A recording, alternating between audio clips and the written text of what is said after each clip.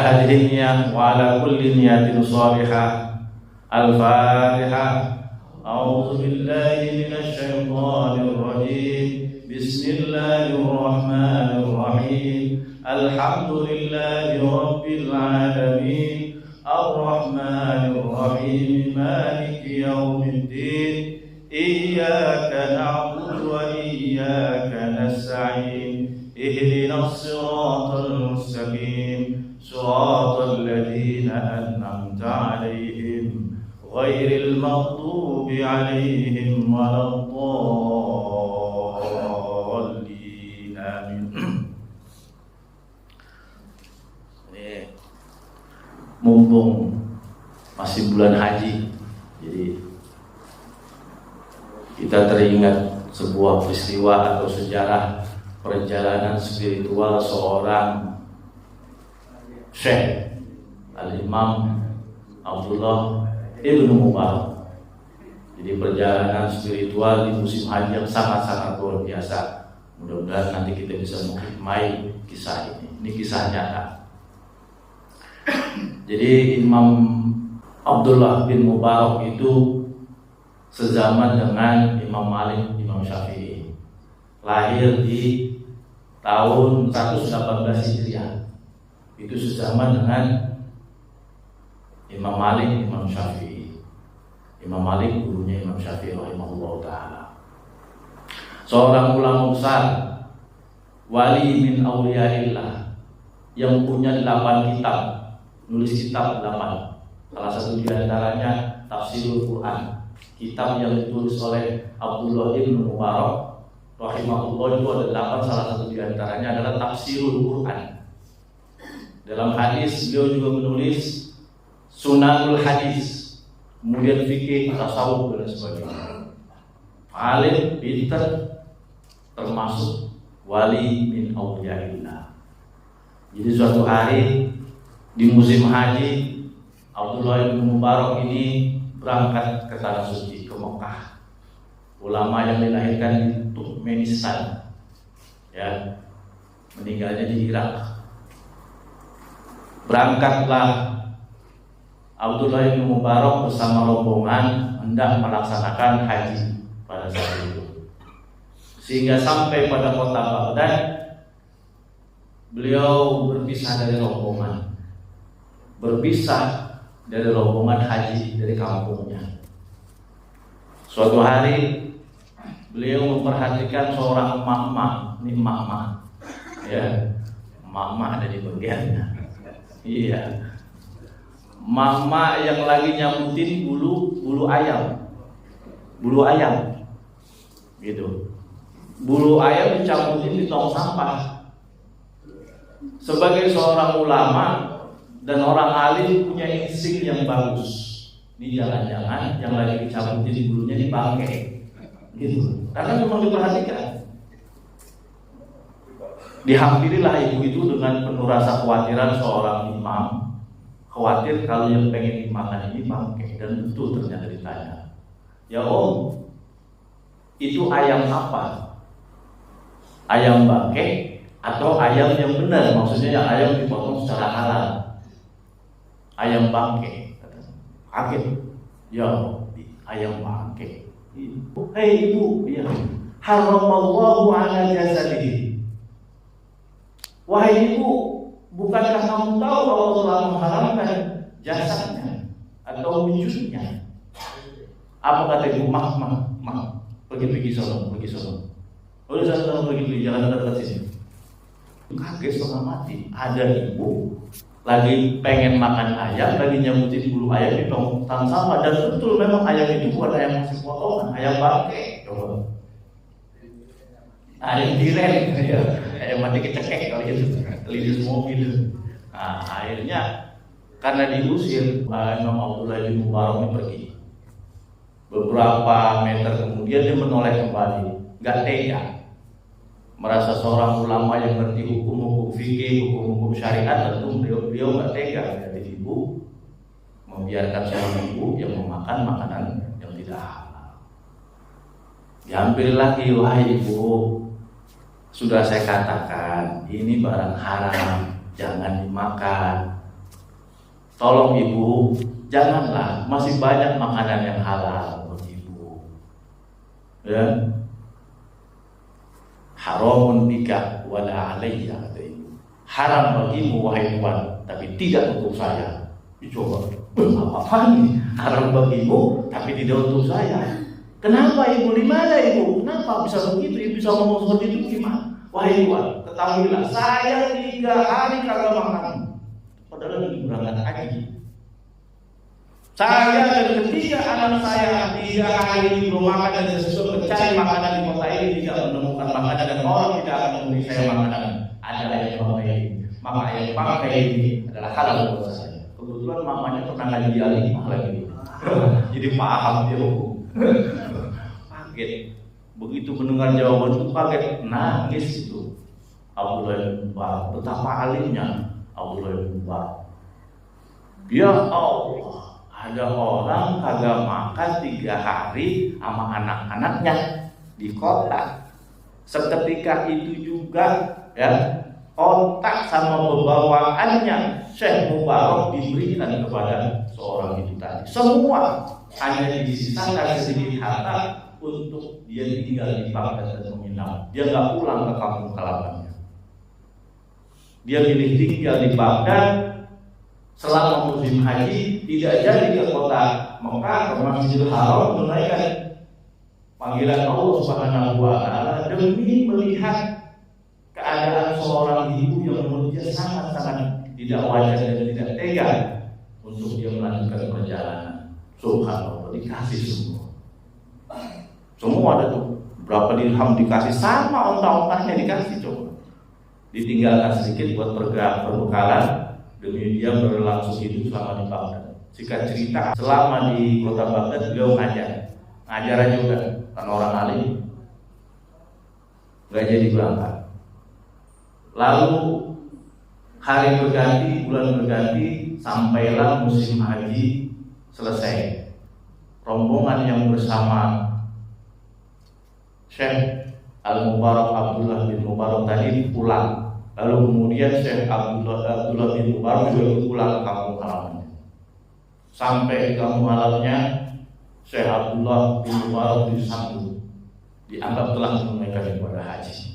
Ya, disambut pria. Wah, selamat Syekh. Waktu itu belum terlalu hari, masih jadi ustaz waktu itu. Iya, belum terlalu sepuh dan belum terlalu hari khususnya. Ya, zaman masih setengah muda lah. Disambut dengan meriah, dianggap sudah menunaikan ibadah haji. Diklarifikasi hari itu juga, wahai penduduk desa saya ini gak jadi berangkat haji. Ya, enggak, tahun ini saya batal haji. Ketika lagi menjelaskan kepada seorang penduduk, beberapa penduduknya di kampungnya, tetangganya, datang murid-muridnya yang berangkat pertama kali bersama rombongan dia. Datang, langsung, ya Syekh, selamat kita sudah kembali. Loh, kembali dari mana? Saya tidak pergi haji. Loh, bukankah saya yang waktu itu memberikan saya minum di Mina? Muridnya lagi ngomong, bukankah saya? Bukankah ustaz, bukankah guru yang memberikan saya makan pada saat itu di Musdalifah? Bukankah itu, bukan semua murid-muridnya seperti itu. Bingung dia. Bingung, Bu. Ya Allah. Lalu nggak bisa ngomong apa-apa. Ya, keesokan harinya beliau bermimpi. Mimpi didatangi seorang malaikat yang berkata bahwa Allah Subhanahu wa taala meridhoi atas usahamu, atas amalmu yang sedemikian berat, sehingga ada seorang malaikat yang diperintahkan oleh Allah Subhanahu wa taala menyerupai dirimu untuk melakukan ibadah haji sebagaimana ibadah hajinya orang-orang yang pada saat itu melaksanakan. Subhanallah, kaget ulama besar yang akhirnya menjadi tokoh panutan di seluruh dunia. Coba kayak apa? Ulama kita itu dulu begitu. Ya, memang begitu agama itu tidak hanya mengajarkan kita sholat, jamaah, ngaji. Ya, agama juga mengajarkan bagaimana kita sedekah, berkasih sayang kepada makhluk Allah Subhanahu wa taala, kepada binatang, kepada sama manusia. Itu ajaran-ajaran yang sangat-sangat fundamental dalam ajaran agama kita. Iya. Ar-Rahimun yarhamhumur Rahman irhamu man fil ardi yarhamukum man fis sama. Kata Rasulullah SAW dalam hadis riwayat At-Tirmidzi dan Abu Dawud, bahwa sesungguhnya orang yang selalu berkasih sayang di muka bumi, maka dia Ar-Rahman akan selalu mengasihi sayangi orang-orang yang melakukan kasih sayang di muka bumi. Jadi agama itu begitu. Agama tidak hanya mengajarkan kita bagaimana ibadah haji, umroh, ya, sedekah, itu juga paling penting. Makanya Rasulullah bolak-balik ngomong atimu to'am, ta'imu to'am, ya'imu to'am. Ya, untuk salam wa atimu to'am, berikan salam kepada sesamamu, berikan makan kepada mereka. Itu dibolak-balik Rasulullah ngajarin manusia sendiri, ngajarin kita, berikan makan kepada mereka, berikan makan, berikan makan. Ittaqun nar walau bisyikki tamratin. Takutlah kamu terhadap neraka walau hanya separuh kurma. Separuh kurma maksudnya ketika kita pengen selamat dari neraka, sedekahlah meskipun kamu punya sebutir kurma yang pada saat itu kamu harus berbagilah, karena itu akan menyelamatkanmu dari neraka. Itu agama kita. Iya, bukan berarti haji gak penting, bukan. Tapi agama ini sedemikian dalam menunjang sisi-sisi kemanusiaan. Ya, bahkan nitik berat agama kita adalah arahnya sosial. Bagaimana kita menghormati tetangga, bagaimana kita bersilaturahmi, bagaimana kita memuliakan tamu, bagaimana kita memberikan makan fakir miskin, dijamin oleh Allah Subhanahu wa taala kita selamat dari neraka. Gitu. Iya. Kita jangan bangga sudah melakukan rajin jamaah, rajin ngaji, jangan bangga. Dan memang tidak boleh bangga. Ya, karena apa? Kita tidak boleh bersandar kepada amal.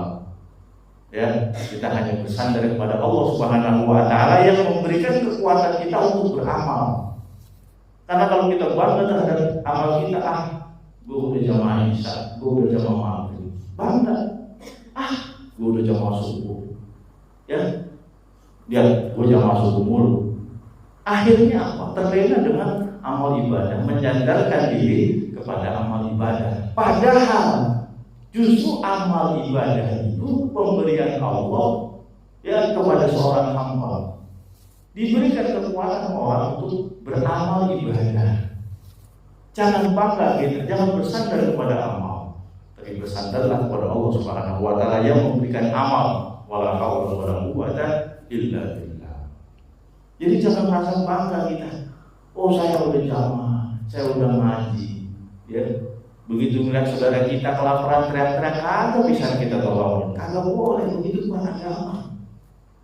Sama tetangga judes dengan kamu, ribut dulu jamaahnya lagi. Orang begini bukan muslim, ya, bukan muslim yang saleh kata Rasulullah.